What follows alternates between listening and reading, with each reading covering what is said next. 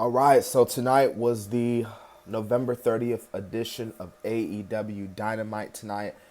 To be honest with you, I kind of felt like, from an honest standpoint, honest review, the in-ring segments kind of really made this show stood out. But from an in-ring wrestling standpoint, I felt the show was pretty solid for the most part. We're not going to waste any time, man. We kicked right the show off with the man himself, John Moxley, pretty much saying that there are three constants in this world: death, taxes, and John Moxley. And while he's still getting in this promo, we see the return of the Cowboy. The Cowboy Hangman Adam Page is back. Obviously, we haven't seen him since the concussion that he suffered with Moxley in their match for the AEW World Title.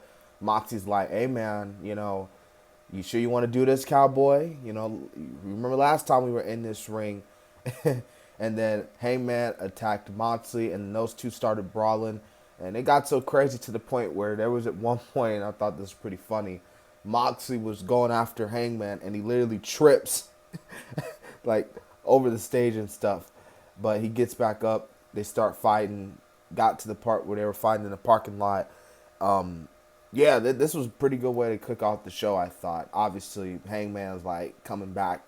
Of course, he's going to go after Moxley. I mean, the dude put him on the shelf for that very long time. So the match that was being built as the first time ever, this was Bryan Danielson versus Dax Hardwood. And I thought with this being the first time them facing off from a technical standpoint, because it was very technical, I thought it was pretty solid, I thought, for the most part. But Bryan Danielson did get the win here, and him and Hardwood actually showed respect to each other, which is expected. You got to show respect to both. So, but yeah, Bryan Danielson gets the win. I don't want to say it really does that much for him, but that's just me. But hey, he got the win, so yeah. All right, so the TNT title match was next. Samoa Joe defending the title against the newest AEW talent, who was actually officially signed today, announced by Tony Khan on Twitter, and that man is AR Fox. And I thought this match didn't really last that long, to be honest with you, so I can't really give you a big rating for this match. Like, Fox did hit a few moves, I think he hit a 450 in the match, but it didn't really matter because Joe hits the Muscle Buster, Joe retains the title, and then Wardlow comes out there and pretty much says, like, I'm coming out there, I'm getting my title back because this is Wardlow's world. So that was that. But the match standpoint, I mean, there's really nothing to it. So officially we hear from the devil himself, the new AEW World Champion, Maxwell Jacob Friedman, MJF. I'm not going to sit up here and say word for word, bar for what he said, because we'll be here all night. I will say this, it was a pretty good segment, and he actually debuted, like, he got rid of the old AEW World Championship, and he's got the newest AEW World Championship, which he calls it the Triple B, the big blueberry belts, and basically the title, I guess, has, like, his, like, stripes for his little scarf or something. But yeah, basically he's got a new title. Even though technically, yes, it's still the AEW World title, but it's kind of like The Miz, when The Miz was WWE champion, he had the WWE logo, the WWE title logo upside down, like the Miz logo. Basically, it's MJF just putting his own spin on the title. It's not really big, if I'm being honest, you know what I'm saying? But, for Maxwell, in his eyes, it is. So, so the big thing that took in this segment was MJF hits Regal, and he attacks Regal, and he lays Regal out.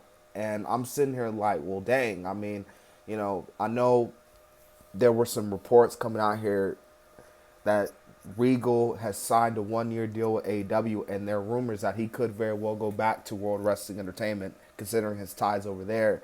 And who knows, maybe with the stretcher and everything out there, Danielson came out there.